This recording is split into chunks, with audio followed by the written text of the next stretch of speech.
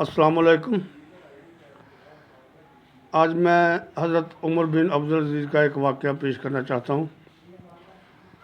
حضرت عمر بن عبدالعزیز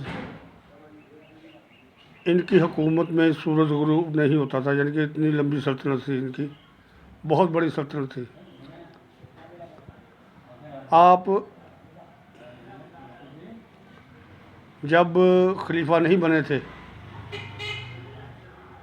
تو بڑی شاہانہ زندگی گزارتے تھے۔ جو لباس ایک دفعہ پہن لیتے تھے وہ مڑ کے واپس نہیں پہنتے تھے۔ بہت شاہانہ زندگی گزاری آپ نے۔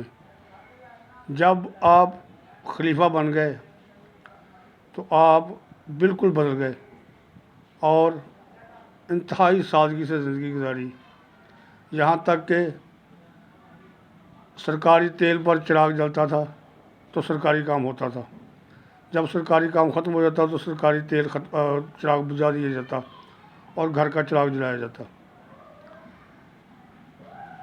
عید کے دن قریب آئے، آپ کی بچیاں کسی مدرسہ میں یا کسی مولوی کے پاس پڑھتی تھیں، وہاں ان کی سہیلیاں ان سے پوچھنے لگی تم خلیفہ کی بیٹیاں ہو، عید پر کون سے کپڑے پہنو گی؟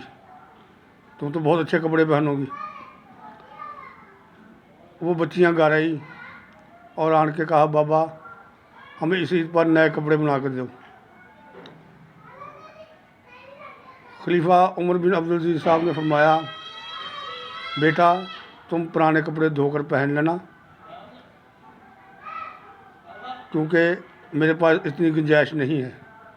دیکھیں وقت کا حکمران اور کہہ رہا ہے کہ میرے پاس اتنی گنجائش نہیں ہے کہ میں نئے کپڑے سلا کر دوں۔ مگر بچیوں نے ضد کی تو ظاہر ہے باپ کا سینہ پھٹ جاتا ہے جب بچیاں روتی ہیں۔ بچیوں کی ضد کے آگے مجبور ہو کر آپ نے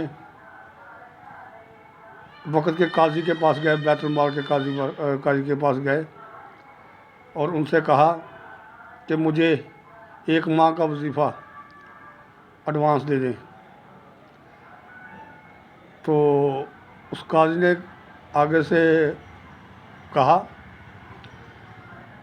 جناب خلیفہ صاحب آپ کو 1 ماہ کا وظیفہ مل جائے گا، آپ مجھے 1 ماہ کی زندگی کی ضمانت دے دیں۔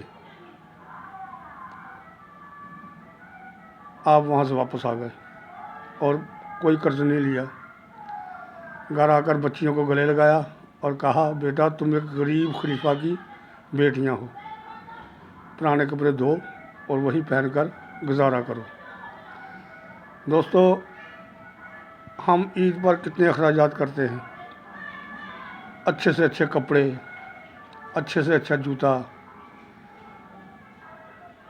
یعنی کہ کچھ جائز اخراجات ہوتے ہیں، کچھ ناجائز اخراجات بھی کر لیتے ہیں، مگر وہ خلیفہ وقت تھے۔